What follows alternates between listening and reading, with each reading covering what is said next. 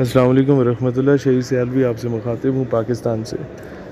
راحت اندوری صاحب کے وفات کی خبر سن کے بڑا دکھ ہوا، کیونکہ وہ بھارت کے لیے نہیں صرف بلکہ مجھ جیسے ہزاروں نہیں لاکھوں پاکستانی نوجوانوں کے لیے بھی سورس آف انسپائریشن یا سورس آف موٹیویشن تھے.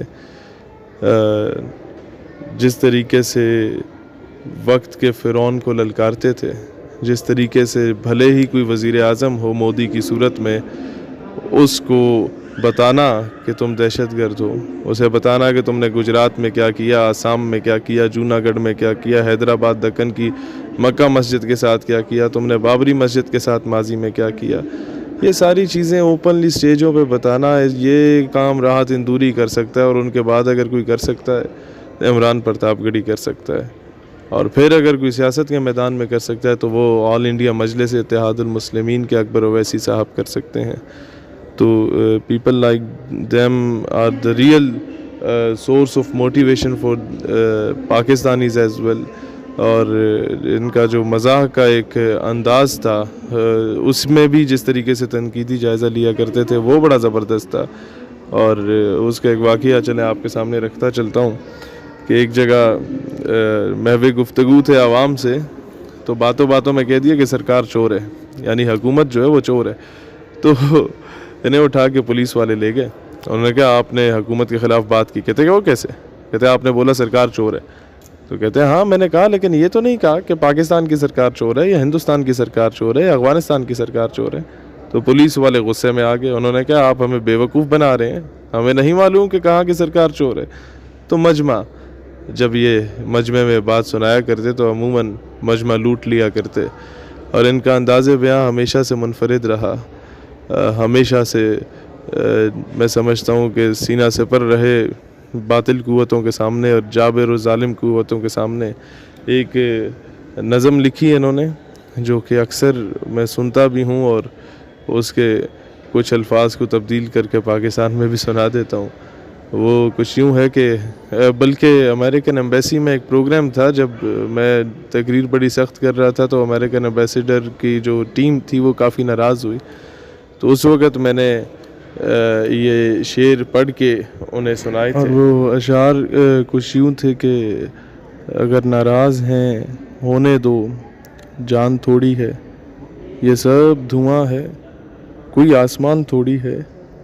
اور پھر جب ان کی توجہ میری طرف ہوئی تو پھر میں نے راحت اندوری صاحب کا یہ شعر سنایا. جو لوگ ہمیں کہتے ہیں نا کہ جی امریکہ تباہ دے گا، تباہ کر دے گا، آگ لگا دیں گے، یا آپ لوگوں کو ڈیوائڈ اینڈ رول کی پالیسی پہ آگے تقسیم کر دیں گے، یا آپ کو بہت منہ کی کھانی پڑے گی جب آپ لوگ ان کو کوئی الٹی سیدھی بات کریں گے، کیونکہ ان کی غلامی میں ہی عافیت ہے. تو میں نے تب راحت اندوری صاحب کو کوٹ کیا اور کہا کہ لگے گی آگ تو آئیں گے گھر کئی زد میں، یہاں پہ صرف ہمارا مکان تھوڑی ہے. پھر خیر میں نے تو یہ 2 شعر پڑھے، لیکن وہاں پر جو نظم ہے وہ چلیں پوری سناتا جاتا ہوں جو اشعار مجھے آتے ہیں. کہتے ہیں کہ ہمارے منہ سے جو نکلے وہی صداقت ہے، ہمارے منہ میں تمہاری زبان تھوڑی ہے. اور پھر حکام بالا کے لیے جب they used to threat him، تو بڑا زبردست بات کہتے تھے کہ جو آج صاحب مسند ہیں کل نہیں ہوں گے، جو آج صاحب مسند ہیں کل نہیں ہوں گے، کرائے دار ہیں ذاتی مکان تھوڑی ہے. تو یہ میں سمجھتا ہوں یہ شعر صرف ہندوستان نہیں، پاکستان کے بھی حکام بالا پہ پورا اترتا ہے، اور دنیا کے ہر ملک کے حکام بالا پہ میں سمجھتا ہوں پورا اترتا ہے. اور آخری شعر تھا بڑا زبردست جس کو ہم تبدیل کر کے ہندوستان کی جگہ پاکستان لگا کے ادھر سنا دیتے ہیں، اور کہتے ہیں کہ ہمارا خون بھی شامل ہے یہاں کی مٹی میں، کسی کے باپ کا ہندوستان تھوڑی ہے. یعنی کہ they wanted to tell Modi کہ بھئی 1857 کی جنگ آزادی میں علامہ کفایت علی کافی رحمۃ اللہ علیہ، ان جیسے ہزاروں لوگوں نے شہادتیں دیں، ان لوگوں نے اپنی قربانیاں دیں. 1920 میں جب آپ کے گاندھی صاحب غداری کر گئے تھے تحریک خلافت سے، تو اس وقت بھی ہمارے ہی بڑے جو مسلمان تھے، ہمارے بزرگ تھے، وہی اٹھے تھے انگریزوں سے نجات کے لیے. انہوں نے ہی اپنا کردار ادا کیا تھا. آپ تو اینڈ پہ آگے کوئٹ انڈیا موومنٹ چلا گئے تھے، پیچھے جو ساری قربانیاں شہادتیں تھیں، کالے پانی میں جا کے سزائیں بھگتنا اور درختوں سے لٹکے جانا اور توپوں سے علماء کو باندھ کے ان کے پڑخچے اڑا دینا، یہ سارا کچھ ہمارے ساتھ ہوا. لہٰذا یہ شعر میں سمجھتا ہوں 100% درست ہے ان کے کانٹیکسٹ میں، ہندوستانی مسلمانوں کے کانٹیکسٹ میں، کہ سبھی کا خون ہے شامل یہاں کی مٹی میں، کسی کے باپ کا ہندوستان تھوڑی ہے. لہٰذا جو ظلم اور بربریت کی ایک داستان بھارت میں رقم کی جا رہی ہے مسلمانوں کے ساتھ، اس کو اب ختم کرنے کا وقت آ چکا ہے. اور اس میں سمجھتا ہوں کہ ہم پاکستانیوں کو بھی اپنا کردار ادا کرنا پڑے گا، کیونکہ مسلمان دنیا کے کسی کونے میں بھی ہوں، اخوت اس کو کہتے ہیں. چبھے کانٹا جو کابل میں، تو ہندوستان کا ہر پیر و جواں بےتاب ہو جائے.